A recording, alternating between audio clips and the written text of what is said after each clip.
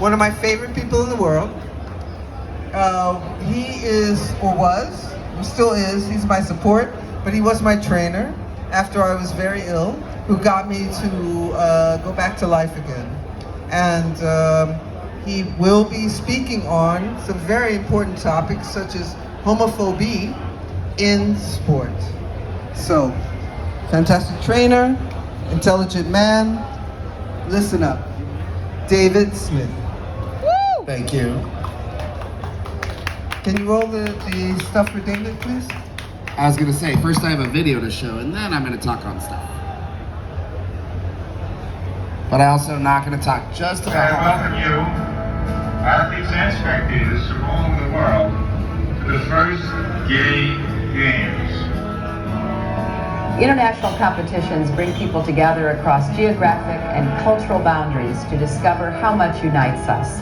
The Gay Games are an important opportunity for participants from around the world to set records on the playing field while celebrating community and shattering misconceptions. So for all of us, the Games remain an important vehicle for a broader project to promote respect and tolerance worldwide. Breaking barriers and setting precedents for universal inclusion is the standard of the Gay Games.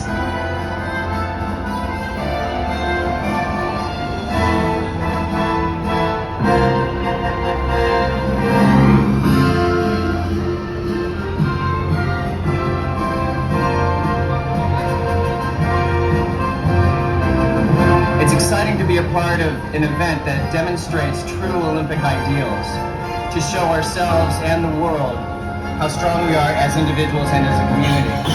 Welcome to the Gay Games. It's great to be out and proud.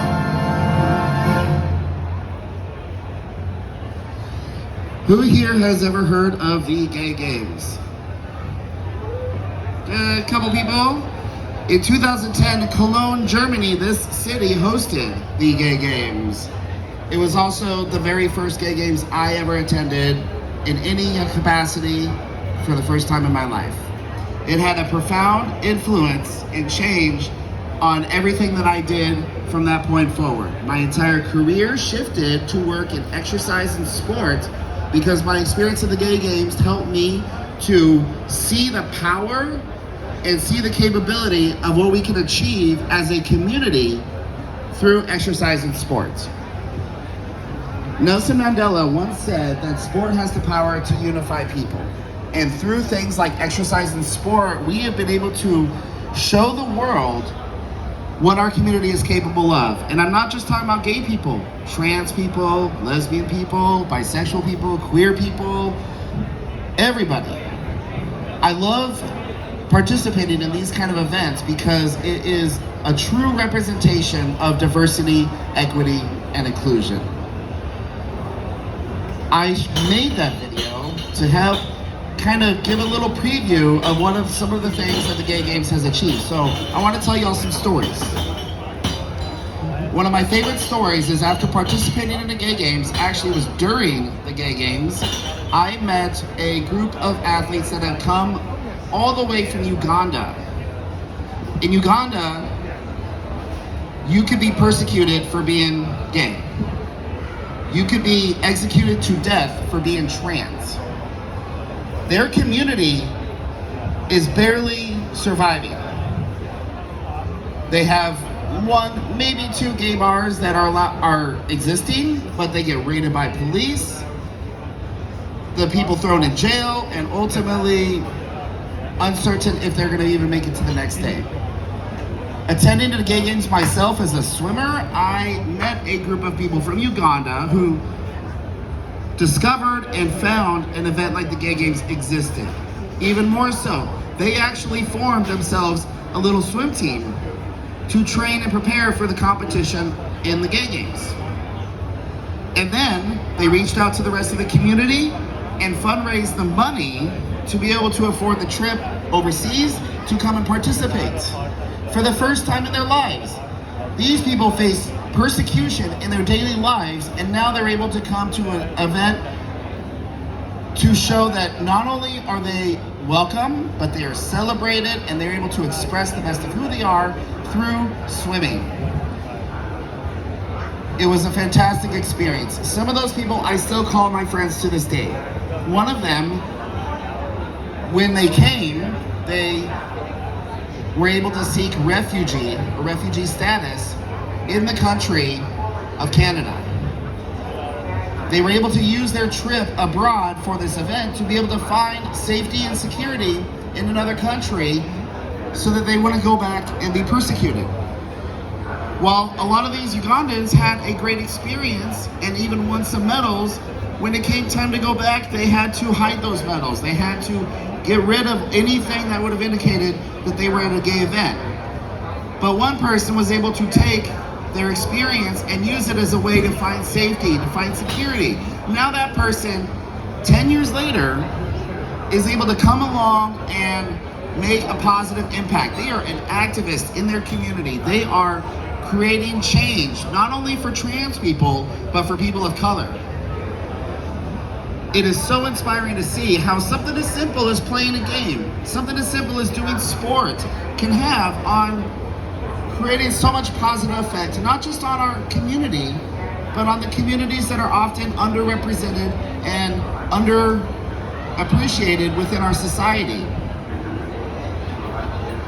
The Gay Games have always been about participation, inclusion, and personal best. It's not about qualifying. It's not about showing a gay card when you come up and register. It's about being there. It's about participating. It's about making sure everybody has a place in the competition. And most importantly, it's about doing your best. It's about showing the world the best of who you are. I always say that sport expresses the best of who you are. That's what's so important. I don't know if that was cheer for me, but I'll take it anyway. Right? So, another one of my favorite stories to come out of the Gay Games is in the 90s. The gay community was being ravaged by HIV and AIDS. At the time, it was a death sentence. Treatment for the disease was in its infancy. People were dying left and right. An entire generation of the community had been completely obliterated. It was not a good time. But slowly we found hope. We found hope through gestures like Princess Diana going and visiting patients in a hospital. We also found hope in the Gay Games, in sports, which is kind of surprising. You know, why would sports have anything to do with HIV and AIDS? In 1994, the very first ever world record in a sporting competition was set by an HIV positive person at the 1994 Gay Games. So this person living with HIV and AIDS at the time was a death sentence, not only competed in sport, but set a world record in their event. It showed the world that this disease is fallible. This disease can be beaten. We can still live high quality lives, achieve amazing feats of strength and courage, and simply to be ourselves and live who we want to be without having to live in fear. That kind of example to me is really what shows the power of what sport can help us achieve. Ultimately, in the end, it comes down to how much we want to work towards achieving what we set out to do. It's not about losing weight. It's not about looking a certain way. It's about showing the world that you can do anything you set out to do and want to do. Ultimately, you can't ask for anything better. I think they're stealing my speaker. Wasn't sure. Just walk off with the speaker. Okay, thanks. I'm on this grandstanding speech and just walks away with it. Okay, all right, thanks. But in the end, one of the most important things we can take away is how does the sport affect our community? Right over here we have, I think they're kind of not here right now, but tomorrow you can visit. We got in here Cologne, SC Janus. We have the Come Together Cup. We have all these different organizations that are utilizing sport to help us see progress and change within our community, to fight homophobia and transphobia in the communities for which we represent. My last story is, and then I'll get off the stage before they steal all the other speakers. I'm a sports and exercise professional. I work both in LGBT sport and I also work in mainstream heteronormative sports. I'm working towards working with elite athletes. So you're talking about your high-level professionals and Olympic athletes and all these other people. One of the first things I wanted to do was a strength and conditioning internship with one of the best coaches in the world. This man is, I still look up to him to this day, one of the most intense and most inspirational and knowledgeable people I've ever met. He is a person to learn from. Unfortunately, when I went into his facility to do my internship, I found that his environment in the gym was much different. Microaggressions, homophobic language, all sorts of things that just made it an unsafe environment, a place that I did not feel safe in being. It was nothing directly on him, it was the environment of which he wasn't fully aware of. So I quit. A few years later, he makes a post about Pride Month on his Instagram, says, "We love Pride, we celebrate Pride, diversity, inclusion, all that stuff." Okay, great. Except for when I was in your facility, that wasn't my experience. So I called him out on it. I left a nice little comment on his social media, put him on blast. Get a message from him, like, holy crap, he actually read the comment and now he wants to talk about it. I just took one of the most profound people in this field that works with the best of the best, and now I have an audience. So we had a little chat. It's a moment when you realize somebody that you look up to, that you put on a pedestal, now all of a sudden you're standing on the same line as them. And you're coming up and saying, hey, I can see you trying to establish dominance and grandstanding to tell me that my perceptions of you are wrong. But let me tell you about my experience. You can't change that.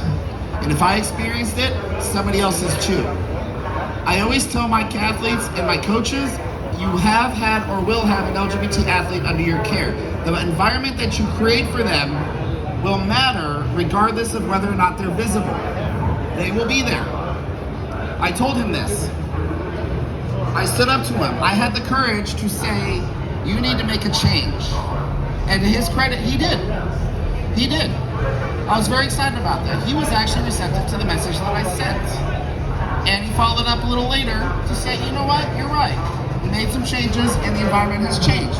It is a little bit more inclusive, more diverse, and more visible is the key word, visible. If we're gonna fight homophobia and transphobia in sports, we can have our celebrations here at Pride and other LGBT-focused events, but most importantly, we need to have the courage and the confidence to go out into these other spaces where it may not be socially acceptable, where people may not be visible, and we need to stand up for ourselves, stand up for each other, and be the change we want to see in the world. And with that, I want to thank y'all for having me here. I know it's getting a little stormy right now, that's why I wore my white t-shirt, you know, so when I get caught in the rain, I can enjoy the fun. Thank you. Thank you. So, thank you again, and I hope y'all have a fabulous Pride.